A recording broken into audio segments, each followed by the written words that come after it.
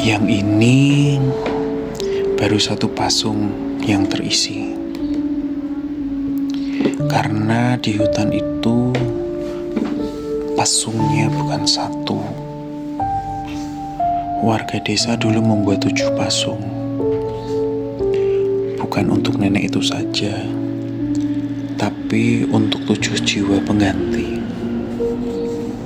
Setiap pasung mewakili satu generasi, satu suara, satu cerita, dan selama ratusan tahun 6 pasung tetap kosong. Bukan karena tidak ada korban, tapi karena belum ada yang mau menggantikan dengan sadar.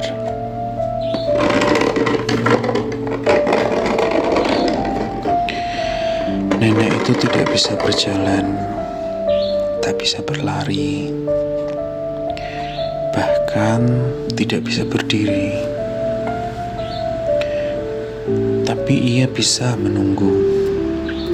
Ia menunggu sampai ada manusia yang mendengar kisahnya sampai akhir, tanpa menutup telinga, tanpa berhenti, tanpa menganggapnya sekedar cerita. Pendatang pertama menjerit, pasungnya menolak. Pendatang kedua pingsan sebelum cerita selesai. Pendatang ketiga sampai ke-12 mencoba kabur. Tapi kamu mendengarkan sampai kalimat ini.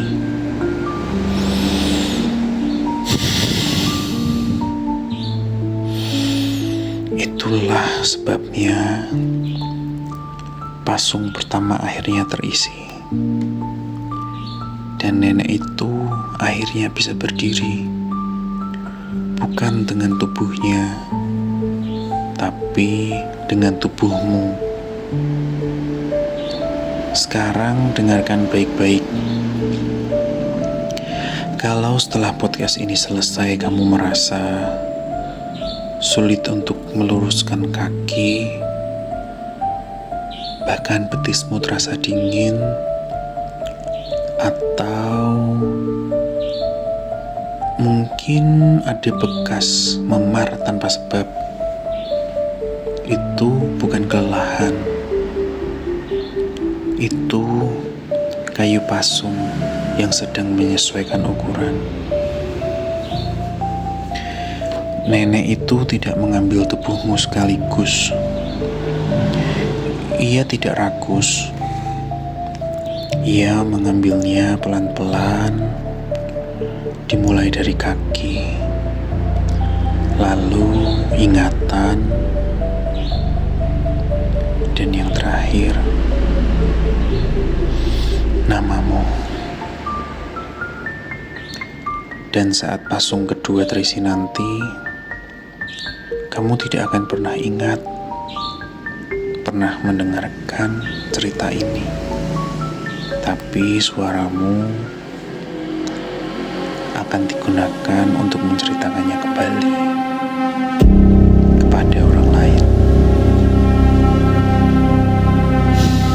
Tenang saja, masih ada 6 pasung kok. 6 pasung yang kosong. Dan cerita ini masih bisa di-share.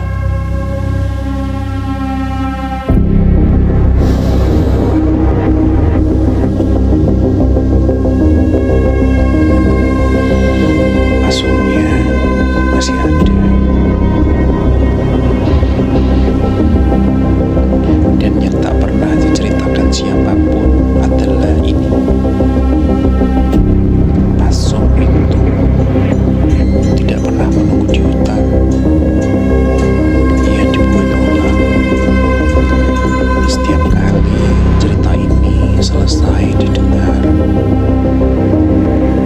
desa dulu sangat paham. Mereka mengira Pasung adalah kaya. Mereka kira yang diikat adalah tubuh. Padahal Pasung buat dari waktu dan perhatian manusia. Selama kamu duduk diam, selama kamu mendengarkan, dan selama kamu tidak memutus cerita ini, Pasung itu tidak terbentuk.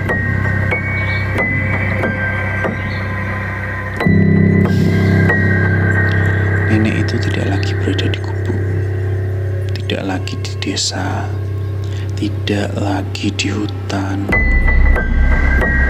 Ia tersebar di suara, di rekaman,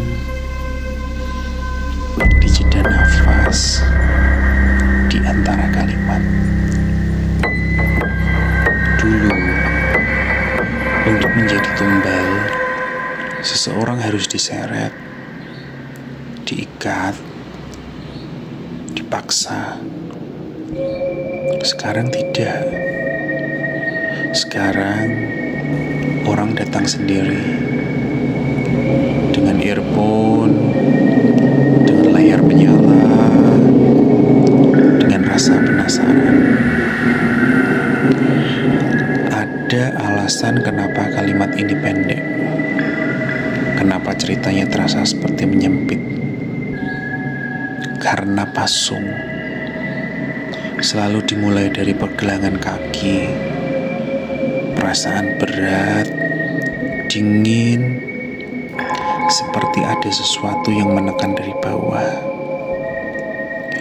Kalau kamu merasakannya sekarang, itu artinya Pasung kedua sudah mulai terisi. Tenang, belum penuh, masih ada waktu. Pasung ketiga, keempat, butuh lebih banyak pendengar. Butuh orang-orang yang akan kamu ceritakan ini setelah selesai. Dan itulah bagian paling kejamnya. Nenek itu tidak memaksa siapapun. Ia hanya menawarkan cerita. Dan manusia selalu menyebarkannya. Jika kalau nanti kamu berkata, ini hanya cerita horor, ingat satu hal. Setiap kali kamu mengulang kalimat itu, satu pasung lagi akan selesai dibuat.